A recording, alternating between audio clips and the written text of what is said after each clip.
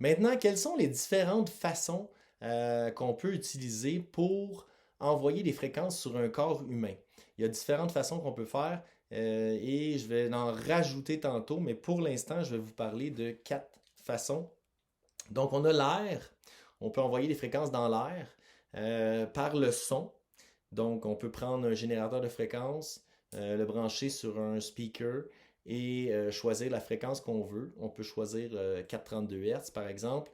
Par contre, si on veut une fréquence pure, seulement et uniquement du 432 Hz, le son n'est pas la meilleure façon. Pourquoi? Parce que à l'intérieur du son, il y a différentes fréquences. Et avant, j'avais une application sur mon téléphone.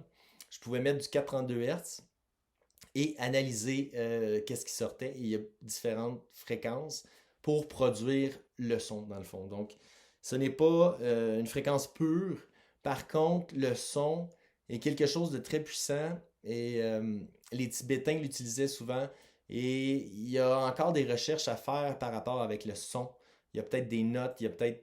En tout cas, je suis persuadé que le son est très puissant. Mais si on veut une fréquence pure et simplement la seule fréquence qu'on veut, c'est le 432 Hz, on peut utiliser le Tesla Coil, le Pancake Coil ou les ondes scalaires. Ces façons-là vont vraiment envoyer une fréquence pure. On peut aussi utiliser les ondes radio. Par contre, les ondes radio, encore une fois, c'est pas la fréquence pure. Je vais vous en parler un petit peu plus parce que cette machine-là utilise les ondes radio. Et c'est James Bear qui a fait ça, mais si on veut une fréquence vraiment pure, ça prend un Tesla Coil, un Pancake Coil ou être capable de créer des ondes scalaires qui sont quand même assez dangereuses. Ensuite, on a la lumière. Donc, on peut injecter une fréquence à l'intérieur d'une lumière et la lumière va émettre cette fréquence. Mais là, je vais vous en parler encore un peu plus en détail tantôt. Il y a vraiment une différence entre une lumière qui va émettre une fréquence et une lumière qui va s'allumer et s'éteindre à une fréquence. C'est vraiment deux choses différentes. Euh, on peut utiliser l'eau aussi.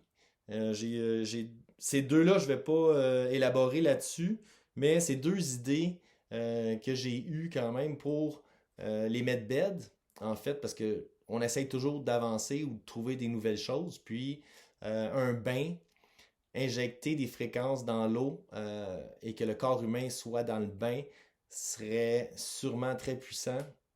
Pourquoi? Parce que je sais qu'une chambre hyperbarique est très bénéfique pour le corps. Ça peut guérir certaines choses.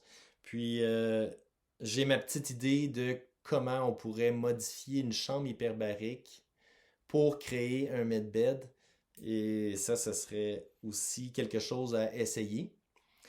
Donc ça, je vous en parlerai pas beaucoup, mais dans la vidéo, je vais être plus sur comment le transmettre dans l'air et par la lumière aussi. Donc, c'est pas mal ça pour les façons de transmettre. J'ai d'autres machines. Il y a une machine aussi que, dans le fond, l'électricité passe dans ton corps, à travers ton corps. Vous allez voir tantôt quand je vais vous montrer la machine. Donc, c'est pas mal les façons qu'on peut envoyer des fréquences.